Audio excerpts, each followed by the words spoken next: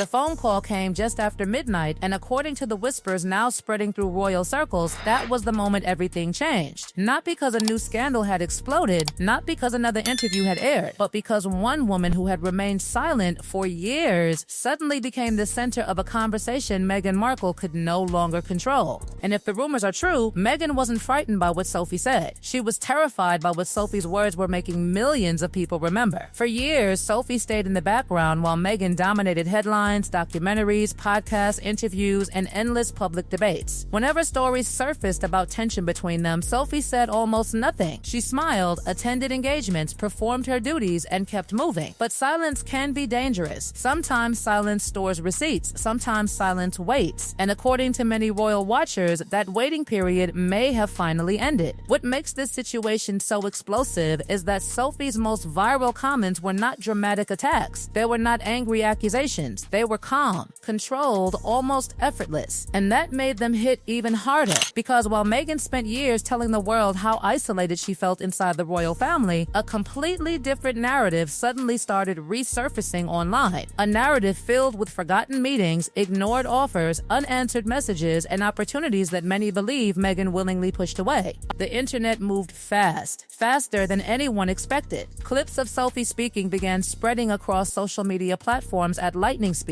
Millions watched, millions shared, and suddenly a woman who rarely chased headlines was dominating them. The comments were brutal, not because Sophie was attacking Meghan, but because viewers were connecting dots that had been sitting in plain sight for years. The biggest shock came when old stories about Queen Elizabeth's personal intervention started circulating again. According to royal biographers and palace insiders, the late queen allegedly saw challenges ahead for Meghan from the very beginning. She understood the pressure, she understood the institution, and most importantly, she understood how difficult royal life could become for newcomers. So she reportedly turned to the person she trusted most for this mission. Sophie, that decision alone speaks volumes. The queen could have chosen anyone. She could have selected senior advisors, experienced courtiers, or other family members. Instead, she reportedly looked at Sophie and essentially said, help her. Not because Sophie was flashy, not because she craved attention, but because she had already survived the storms herself. And that is where this story becomes deeply uncomfortable. Because Sophie was not offering theories, she was offering experience. She had already faced humiliation. She had already faced public criticism. She had already watched her reputation collapse and then spent years rebuilding it piece by piece. She knew what survival looked like. She knew where the traps were hidden. She knew how royal life could break people. And according to accounts that continue to resurface today, Sophie opened the door completely. She invited Meghan into her world. She offered guidance. She offered advice. She offered access to knowledge that had cost her years of pain to acquire. Yet somehow, according to those same reports, that relationship never developed. Instead, what followed was distance, silence, and eventually complete separation. That is the part many online commentators cannot stop talking about. Because years later, when Meghan publicly described feeling abandoned and unsupported, critics immediately started asking one uncomfortable question. What happened to Sophie? The question refuses to disappear because Sophie reportedly did not just reach out once. According to various royal correspondents, she continued trying. She continued checking in. She continued making herself available. Yet the connection never materialized. Then came the comments that allegedly circulated privately among royal insiders. Claims that Meghan viewed Sophie as someone who had surrendered too much of herself to the institution. Claims that she allegedly saw Sophie as a warning rather than a role model. Whether every detail is accurate remains heavily debated, but the damage comes from the perception itself. Because when those claims resurfaced beside images of Sophie's growing influence within the monarchy, the contrast became impossible to ignore. One woman left. One woman stayed. One woman spent years criticizing the institution. The other spent years strengthening her position inside it. And suddenly, the public was comparing those paths side by side. Then came the sentence that many royal observers now describe as the moment everything shifted. We all try to help any new member of the family. 7 simple words. No anger, no bitterness, no direct accusation. Yet those 7 words exploded across social media because they collided directly with years of public claims, interviews, and documentaries. Viewers began replaying them repeatedly. Supporters and critics argued endlessly. Headlines multiplied. Comment sections became battlegrounds. And while Sophie remained calm, composed, and almost completely unbothered, the discussion around Meghan grew louder than ever. The most remarkable part? Sophie never needed a dramatic takedown. She never needed a tell-all interview. She never needed a documentary series. All she needed was patience. Because as old stories returned to the spotlight and forgotten details resurfaced one after another, a new question began spreading across the internet. What happened next is the part that transformed a private royal disagreement into something far bigger. Because while Meghan was building a public narrative about isolation, rejection, and life inside a supposedly cold institution, Sophie was quietly building something else entirely. Trust, not through speeches, not through interviews, not through carefully produced projects, through years of showing up when nobody was watching. And according to royal insiders, that difference eventually became impossible to ignore. The turning point may have come after Harry and Meghan's departure from royal duties. While the world focused on explosive interviews, bombshell allegations, and accusations aimed directly at the monarchy, Sophie seemed to move in the opposite direction. Instead of becoming more vocal, she became even quieter. Instead of defending herself publicly, she continued carrying out engagements, supporting charities, representing the crown, and strengthening relationships with senior members of the family. It was a strategy that looked almost invisible at first, but over time, it became incredibly powerful. Then came the Oprah interview, one of the most controversial royal broadcasts in modern history. The entire world was talking about it. Headlines exploded. Commentators fought over every claim. Supporters and critics chose sides almost instantly. Yet when questions eventually reached Sophie and Prince Edward, their reaction stunned many observers. Rather than appearing shaken or defensive, they responded with an almost effortless calmness that some royal watchers described as devastating. The palace wasn't behaving like an institution under siege. At least from Sophie's perspective, it appeared to be carrying on as usual. That reaction fueled a new conversation. Had Meghan expected a different response? Had she expected panic? Had she expected senior royals to publicly engage in a battle? Because if so, many commentators believe this strategy backfired. Instead of entering a public war, Sophie simply continued doing what she had always done. And strangely, that silence began speaking louder than any statement ever could. Years passed and the contrast only grew stronger. When Queen Elizabeth's final years became the focus of public attention, Sophie appeared repeatedly at the center of important moments. Her relationship with the late Queen became a major topic of discussion.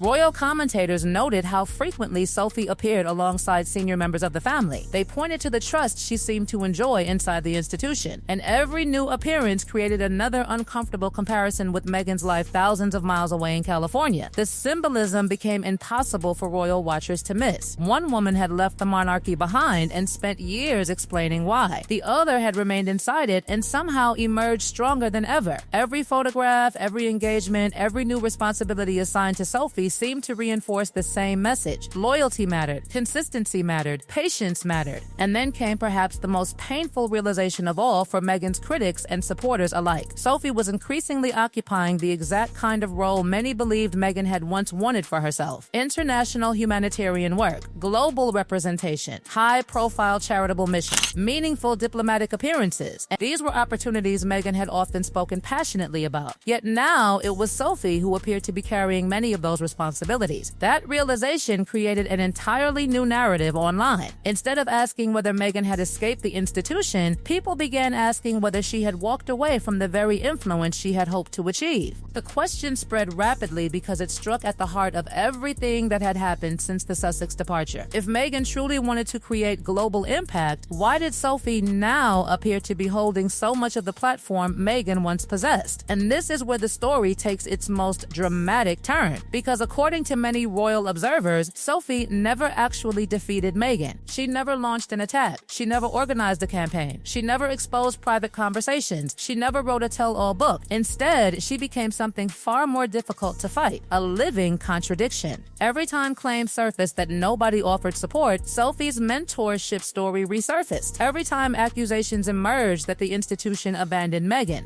reports about Sophie's outreach returned to public discussion. Every time the narrative focused on rejection, viewers remembered the invitations, conversations, and opportunities that allegedly existed long before everything collapsed. That is why Sophie's recent viral resurgence has created so much attention. Not because she revealed shocking secrets, not because she delivered a devastating takedown, but because her very existence inside the royal family raises questions that refuse to disappear. Questions about choices, questions about missed opportunities, questions about what really happened behind closed palace doors. And perhaps that is what makes this entire situation so uncomfortable. And the loudest challenge to Meghan's story never came from a royal press office, a palace statement, or a public confrontation. It came from a woman woman who spent decades saying almost nothing at all. A woman who kept showing up year after year while everyone else fought the headlines.